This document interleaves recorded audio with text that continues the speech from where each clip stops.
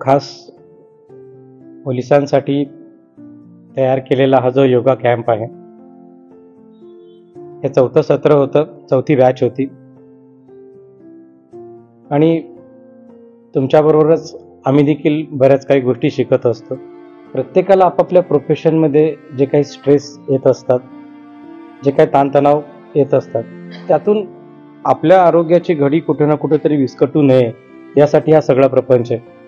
त्या दृष्टीनं आपले काही डिस्कशन्स झालेले आहेत, काही प्रॅक्टिकल सेशन्स झालेले आहेत आणि आता आपण या कार्यक्रमाचा समारोप करत आहोत. सर्वात प्रथम किशोर सरांचं मी अभिनंदन करतो, आभार व्यक्त करतो. या कार्यक्रमाला ते आपल्याला लाभलेले आहेत, अगदी वेळात वेळ काढून आलेले आहेत.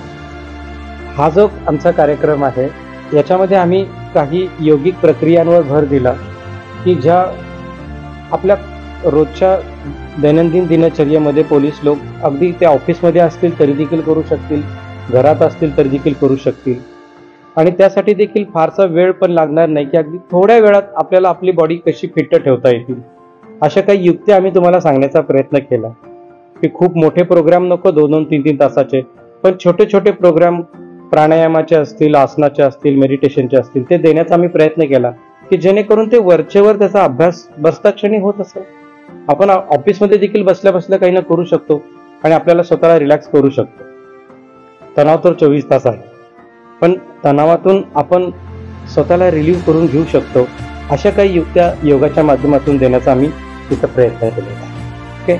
आणि आता ही वेळ अशीच आहे की तुम्ही या 4 दिवसामध्ये काय शिकलाय, तुमचे अनुभव ऐकण्याची.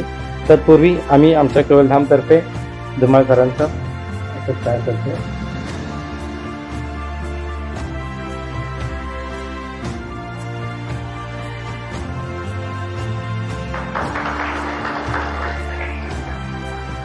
खूप छान संस्था आहे, सेटअप आहे, त्याच्यामध्ये प्लॅन आहे त्यांना शिकवायचं की नुसतं यायचं आणि करा किंवा नुसतं कंप्लीट करायचंय.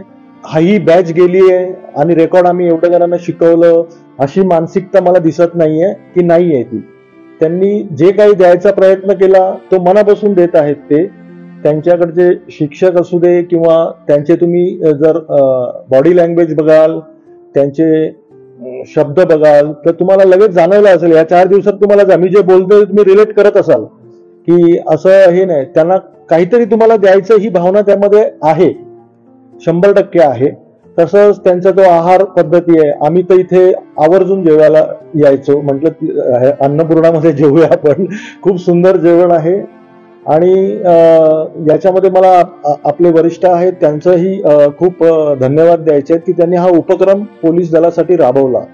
कारण का इच्छाशक्तीशिवाय होणार नाहीये. आता आपल्या डीजी लेवलला हे जे काही आखलेलं आहे ते खूप स्तुत्य उपक्रम आहे.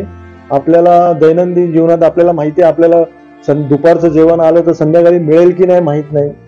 त्यामुळे पोलीस दलात असं आहे, आता जे मिळेल ते खाऊन घ्या, संध्याकाळचं विचारच करायचा नाही किंवा नेक्स्ट टाइमचं जेवण कधी मिळेल, काय मिळेल या मानसिकतेमध्ये मग आपण खूप जेवतो, खूप अति होतं. तर त्याच्यामध्ये नॅचरली आता ऍक्च्युली मलाही यायचं आहे, आम्ही 1.5 वर्षापासून म्हणतोय की येतो, पण आता प्रभारी आहे थोडंफार, एवढे 4 दिवस मला वाटत नाही कोण देईल.